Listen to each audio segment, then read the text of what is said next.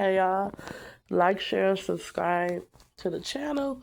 Feel free to donate. Feel free to purchase my journal from Amazon. The links to all of that is in the description box. So I feel like the reason why a lot of people go back to sin, the reason why a lot of people go back to want to go back to their old ways, old patterns and habits, is because you get resentful.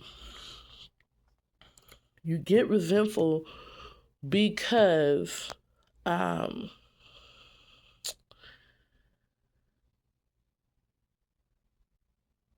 you feel like, for some of y'all, there's times when you have obeyed God, you have straightened up your ways, you abandoned sin for the sake of being obedient to Lord, and you feel like you were still going through spiritual warfare. You feel like God still didn't bless you. You feel like the enemy did not let up. You felt like things started getting worse, then they got better. You felt like the promises that God gave you, the prophecy was a lie.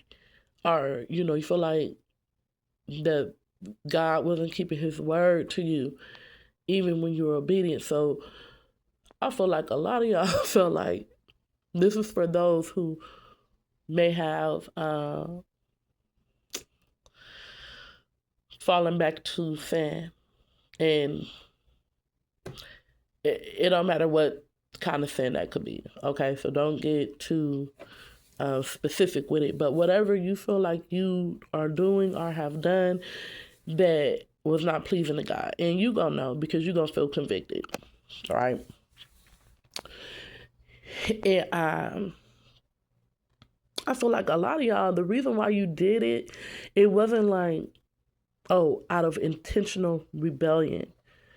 It was more so out of, well, if I'm gonna still suffer, I might as well do something that's pleasing to the flesh, or I might as well do something that's gonna ease the wandering, the pain, the anxiety, whatever. You know what I'm saying? Because it's like, dang, God, I was obedient and things got worse for me. I was obedient and the breakthrough I was hoping for didn't happen. You're not to be obedient because of a breakthrough, but you receive a breakthrough because you're obedient. You understand what I'm saying? And so, nonetheless, I understand where y'all coming from. And so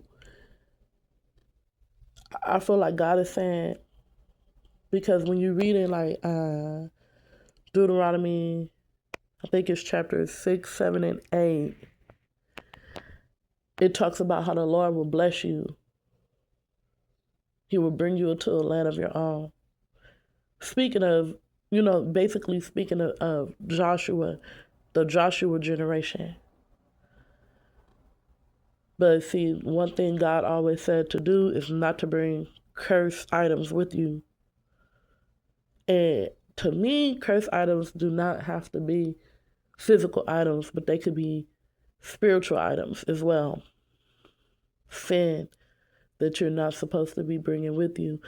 And so I feel like God is trying to get you to cut all that out before you get the breakthrough, because in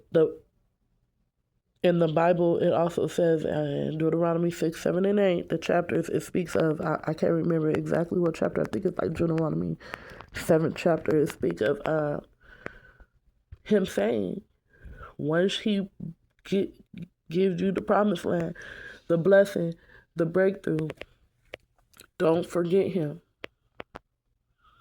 Don't forget him.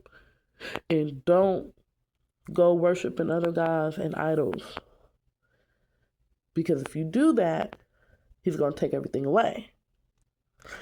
And so God is trying to get you to cut all that out before it comes. So when it comes, you won't forget him and go back into your old patterns and your old ways, because he will take it away. So he wants you to get that completely out of your system. Ain't no more going back. And so easier said than done, because like I said, these be generational curses that you have to break. You know what I'm saying? And you cannot take them with you.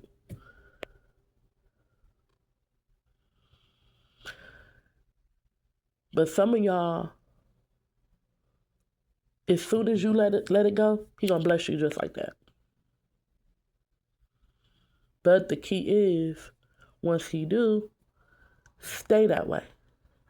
Stay sin free. Stay being obedient. Do not forget God. And I think that's what he's trying to get you to focus on. Okay? And I want to by you, I'm saying me, myself, and I as well. You know what I'm saying? So I love y'all. Like, share, subscribe. Peace.